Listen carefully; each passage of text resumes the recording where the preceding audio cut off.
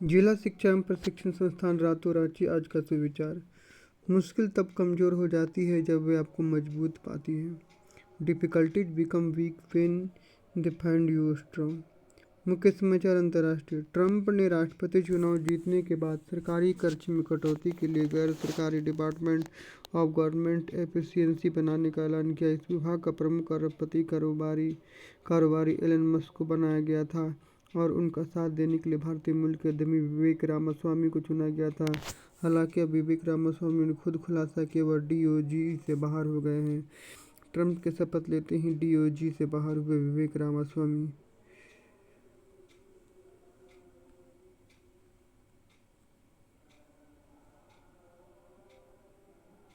DOG का full form होता है department of the government efficiency.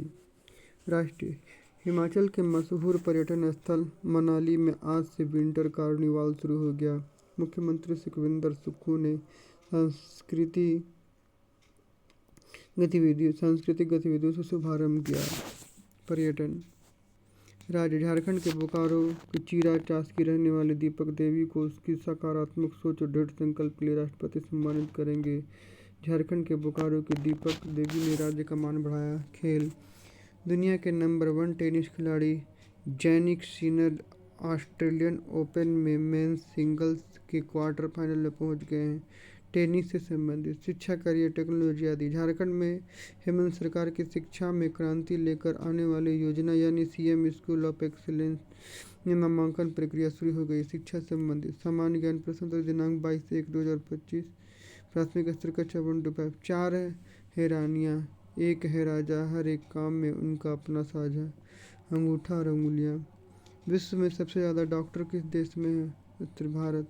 Lakshadweep की राजधानी क्या है? उत्तर कावारती। लक्षद्वीप की राजधानी कहाँ है? कावारती।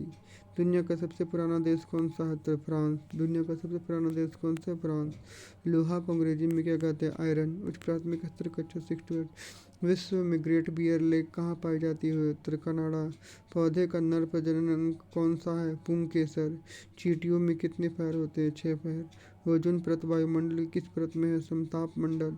भारत के नेपोलियन के रूप में किसे जाना जाता है? उत्तर समुद्रगुप्त।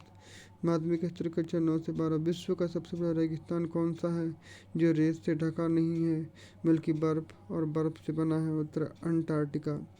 यूनाइटेड किंगडम की मुद्रा क्या है? उत्तर पाउंड स्टर्लिंग। हैरी पॉटर श्रृंखला के लेखक कौन है? जेके रेलिंग। ग्रीन हाउस के लिए कौन सी गैस जिम्मेदार है? Carbon dioxide.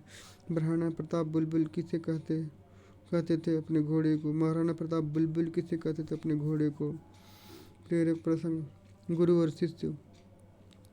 पुराने समय में किसी गुरुकुल में एक शिष्य बहुत उदास रहता था।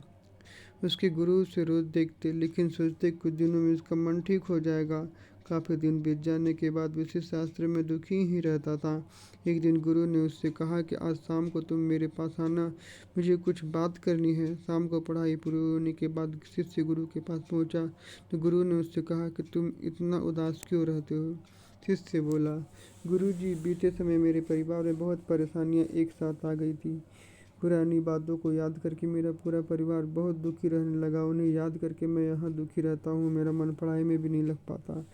गुरु ने कहा, क्या तुम नींबू शरबत पियोगे? उससे तुम्हें अच्छा महसूस होगा। शरबत के लिए शिष्य मान गया। गुरु ने नींबू शरबत बनाया और जानबूझकर उसमें नमक ज़्यादा डाल दिया। शिष्य ने जैसे ही थोड़ा शरबत पिया, ज़्यादा नमक की वजह से उसका मुँह बिगड़ गया। उसने गुरु से कहा, गुरुजी, इसमें नमक बहुत ज़्यादा हो गया है। गुरु बोले, अच्छा, शायद गलती से ज़्यादा नमक डल गया, इसे मैं फेंक देता हूँ, दूसरा शरबत बना लेता हूँ। शिष्य बोला, गुरुजी, इसे फेंकने की जरूरत नहीं, इसमें थोड़ी शक्कर डाल देंगे तो मिठास शरबत का खारापन कम हो जाएगा और हम इसे पी सकेंगे। गुरु बिल्कुल बोले, सही बात है। ठीक इसी तरह जब हमारे जीवन में बुरा समय आता है, हमें भी दुख देने वाली बातों को भूलकर जीवन के अच्छे अनुभवों को ध्यान लगाना चाहिए। ऐसा करने से बुरे समय में भी हमारा सोच सकारात्मक रहती है। अगर हम बीते समय की दुख देने वाली बातों पर टिके रहेंगे तो जीवन दुख कभी खत्म नहीं हो पाएगा। इसलिए सिर्फ अच्छी बातों पर ध्यान लगाना चाहिए। कहानी की शिक्षा। बीते समय को बदल नहीं सकते लेकिन दुख देने वाली बातों को भूलकर अच्छे अनुभव पर ध्यान देना चाहिए। आज का महत्वपूर्ण दिवस 22 जनवरी। अयोध्या में राम मंदिर का भव्य उद्घाटन 22 जनवरी 2024 को हुआ था।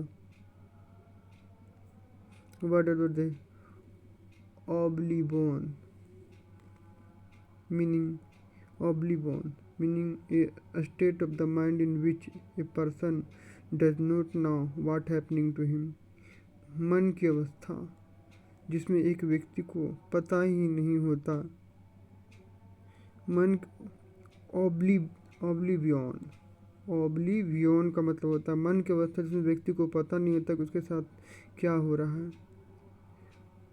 ओब्लिवियन ऐसा वर्ड है जिसका मन की अवस्था जिसमें व्यक्ति को पता नहीं होता कि उसमें क्या हो रहा है। Sentence I walk from a period of